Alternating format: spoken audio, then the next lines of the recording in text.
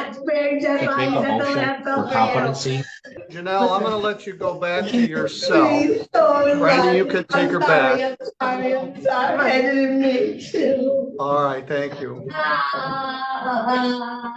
Well, that did not go well. Problem in today's world is we can't tell how much is mental illness and how much is methamphetamine or both. She jumped on some lady's back and broke her collarbone and said a bunch of racially charged hate stuff. This sovereign citizen showed up in court the other day and completely spiraled into chaos.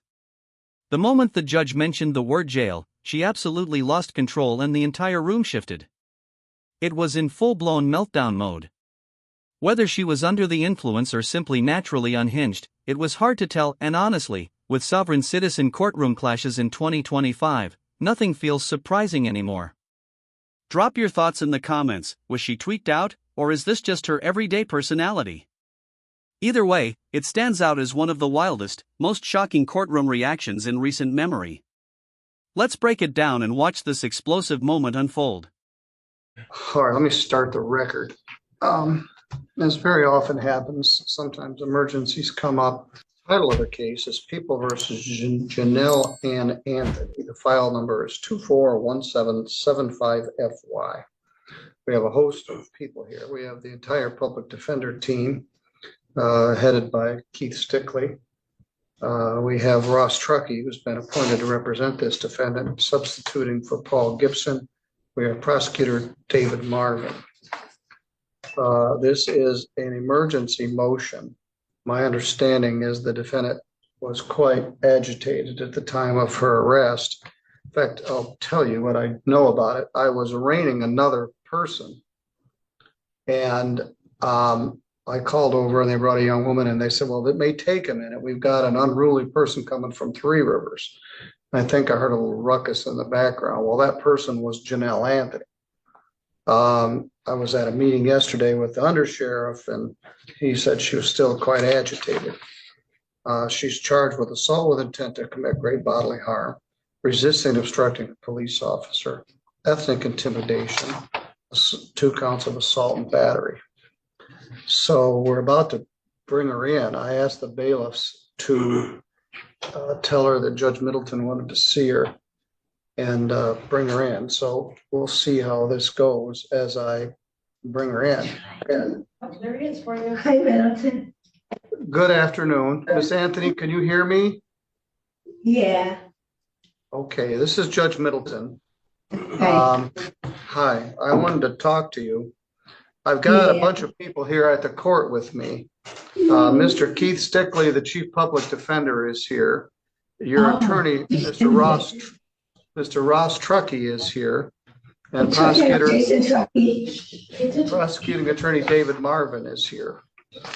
Janelle, I don't know if you remember me, but I remember you from when you were. I know my dad. I went to school with your son Alex. He was Yes, my I boy. remember. He was a good boy. I liked him. Well, thanks. He's still a good boy. He just turned 40. All right. You're charged with some very serious charges. Yeah, they were. Assault with intent to commit great bodily harm, resisting and obstructing a police officer, ethnic intimidation, and 2 counts of assault and battery.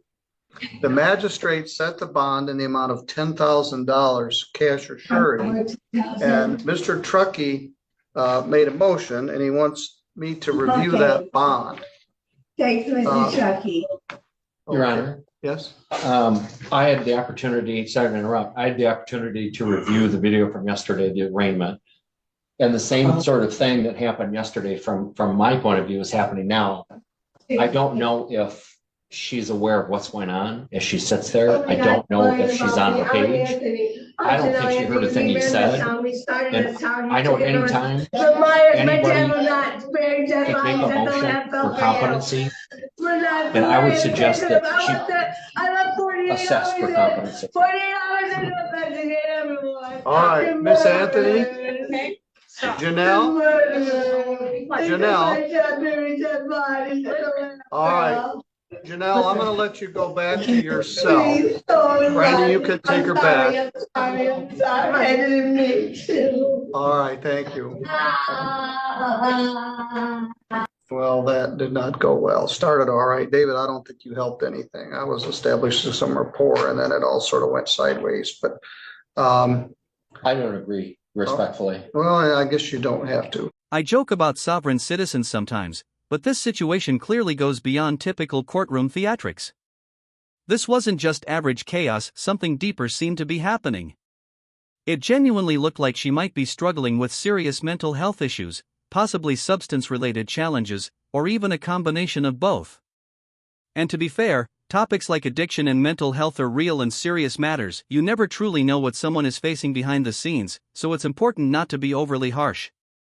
At the same time, though, walking into a courtroom and turning it into a reality show-style meltdown isn't something a judge can simply ignore.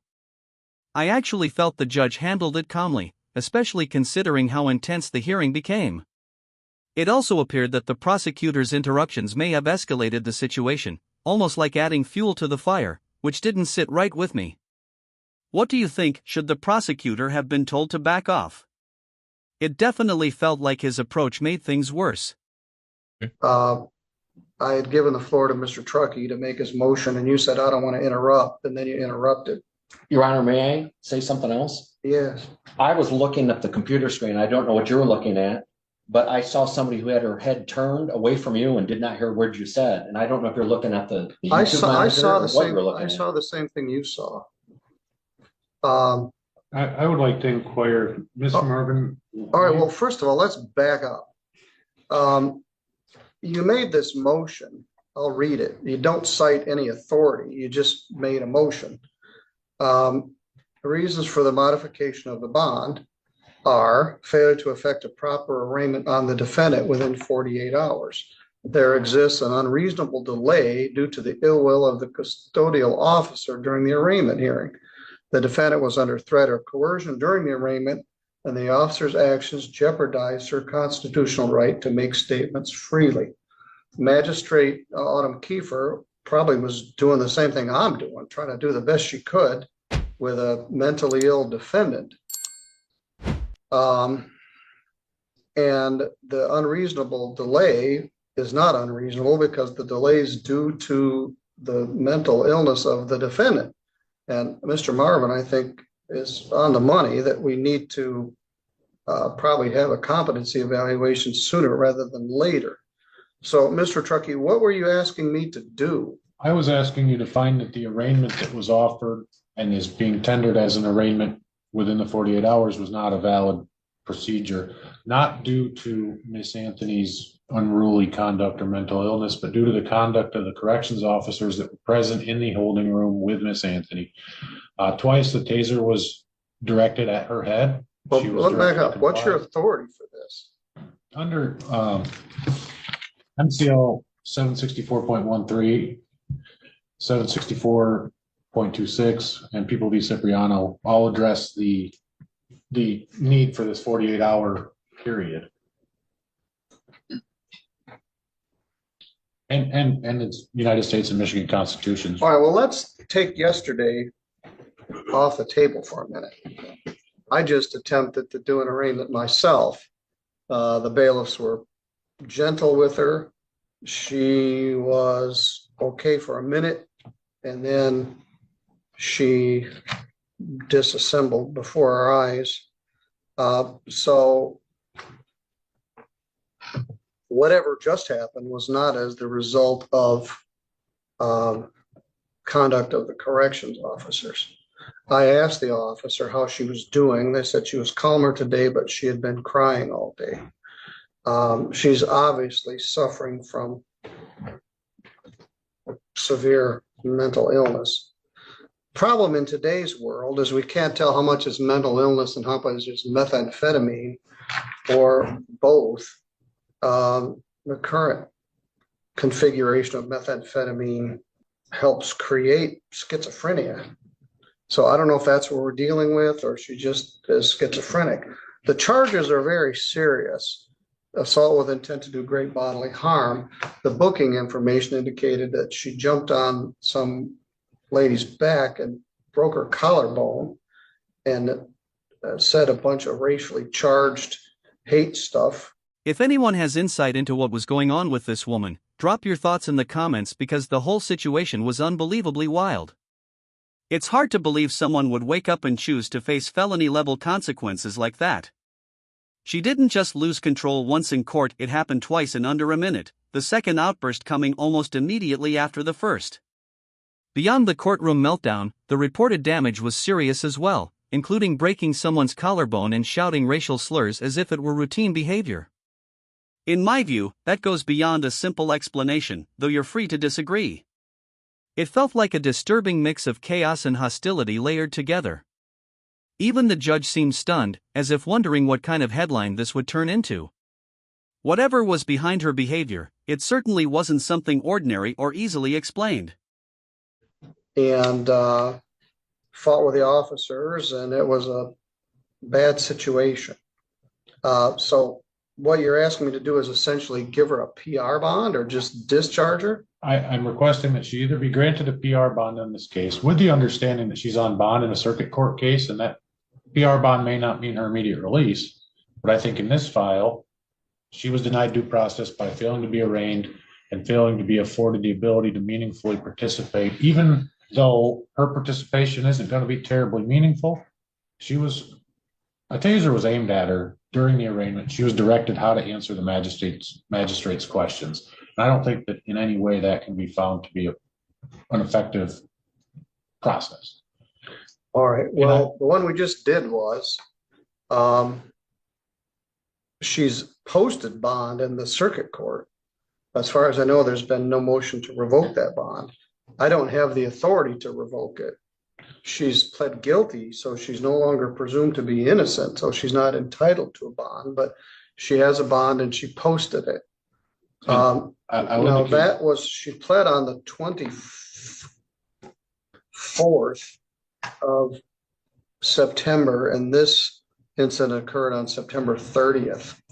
So I'm not sure what happened between the time she pled in circuit court and the time she got arrested in Three Rivers. I would indicate, Your Honor, I'm in possession of a complaint regarding her conditional release from Officer Dibble. Due to this alleged conduct, he's seeking that in a circuit court case, and it's suspected it would be dealt with promptly. All right, well, I'm going to deny the motion for PR bond. I did have an alternative request, if Your Honor would hear it. All right, what's your alternative? It may be based on the conduct during the arraignment, request that she be held at a different facility pending trial. It appears that it's unsafe for Miss Janelle Anthony at the jail. All right, so you make an oral motion on the fly for me to remove her from the jail. So I'm not going to grant that either. I don't know. I have faith in our jail staff. I know all of them. I knew the two ladies in the video. I don't know what happened yesterday. I know what I just saw. But the fact that we're going to get a competency evaluation is going to greatly delay this. And she's going to be sitting there. So I don't know if there's any evidence that she's being mistreated presently. I did talk to the undersheriff about her yesterday. And a couple issues. For the last several years, we've had Covered Bridge as our mental health liaison, jail diversion specialist at the jail. That contract ended September 30th, and a new contract began with Pivotal. And frankly, we've had some bumps in the road. I had asked someone for some help with Aaron Brown, and I made 2 requests last week with no response. Got a response on Lisa's last day, September 30th, and then I sent an email to the director of Pivotal saying, will someone please help me with this guy? He's sitting in jail and he's got some serious mental health problems. And I haven't heard anything back. So right now, mental health is Pivotal, our county mental health. She was apparently capable enough on September 25th to enter a guilty plea in I guess it was no contest plea in circuit court, and Judge Stutzman accepted it. I'm not sure as I stated a minute ago, what happened between then and now. Do you have a position regarding Mr. Marvin's request for a competency evaluation? I'm not able to take a position on competency at this time. I was appointed to this afternoon. I've got to meet with Ms. Anthony before I can speak on it. All right. I'm denying the motion to amend or change the bond. And the only further request I have, Your Honor, is that this court review the video of the arraignment. As I said, I'm not worried about that arraignment. I'm worried about the one I just did. I understand. So I'll say I would set a $10,000 cash or surety bond based on the conduct, based on the fact that she was on a felony bond and had pled guilty 5 days before, based on the fact that someone had a broken collarbone. If you want, I will set bond today. Well, I might end up with a similar objection to this arraignment. But I would note that the conduct here was much different from the corrections officers. All right. Well, 10,000 cash or surety with the same conditions. Greatly against the public interest to put this young woman out on the street, and it's against her interest. There's not a petition for hospitalization. She's on a personal recognizance bond in the circuit court. And if I were to grant your motion, she would be standing on the front steps of the jail in the condition that she's presently in. And I'm not willing to do that. I completely agree here. I understand that the defense attorney is technically doing his job, but the way he's coming across feels unnecessarily snobby, almost like humility isn't an option. And to be fair, the prosecutor isn't much better. You can disagree if you want, but their tone just doesn't sit right with me. They may have valid points, yet it feels like they're not showing enough respect to the judge and are almost challenging his authority. At the end of the day, attorneys don't run the courtroom, that responsibility belongs to the judge. That said, it's also important to acknowledge that the judge only had about a minute to address her, and the charges involved are serious, not something minor or easily dismissed. This isn't a simple slap on the wrist situation. Given the circumstances, I understand the judge's position. It's not about being harsh or mean, it's about recognizing that there appear to be significant issues at play and ensuring that public safety isn't compromised by ongoing chaos. And we're not talking about shoplifting or running a stop sign. She is accused of seriously injuring someone. And there's a public protection interest here and an interest to protect her. And I had this discussion with the sheriff yesterday, acting Sheriff Bingaman. Our jail is the largest mental health facility in St. Joe County. Of the 93 people in there, probably about 40 of them have mental health problems. Some of them are quite acute, and she certainly is. So she's connected to Pivotal. She is in a position where she can't harm anybody. I don't know if Pivotal would petition for hospitalization. They could do a police petition, or someone could petition or hospitalize her. As you all know, once you ask for a competency evaluation, it takes a long time to get there. Mary Finney was in jail for like 400 days before she got her competency evaluation, and she's not competent. So at any rate, the bond is set at $10,000 cash or surety with same conditions. The motion to transfer from jail, St. Joe County Jail, is denied. If there's additional evidence presented that she's unsafe or being unfairly treated at the jail, but she's just going to take her current problems to whatever jail I put her in. There is an option that somebody could petition for hospitalization. Mr. Marvin's motion for competency evaluation, I'm going to take that under advisement. Ms. Anthony is set for a pre-exam conference for October 15th. Anytime before then and now, we can review it. She is working with mental health. I'd like some input from them. She's been like this for 4 days. I don't know that she's instantaneously gonna go into remission. I don't know enough about what's going on. But obviously, what we all saw certainly begs for a competency evaluation. But Mr. Marvin, I think you made it in good faith. I'll take it under consideration. We can review it again between now and October 15th.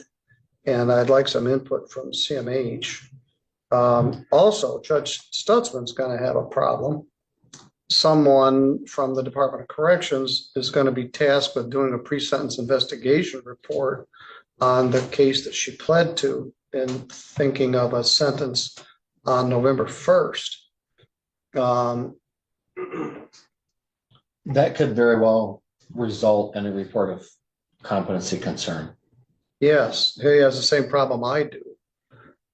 So perhaps if there's going to be a competency petition, it could be done in both files.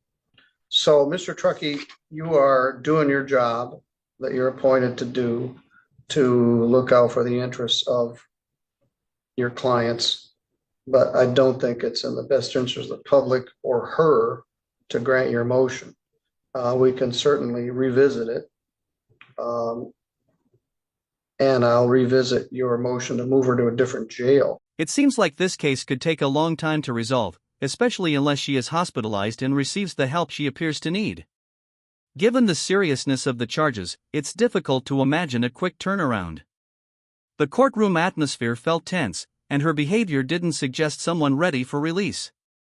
As mentioned earlier, share your thoughts on whether substance use may have played a role. I lean in that direction, but it's important not to make assumptions without clear facts.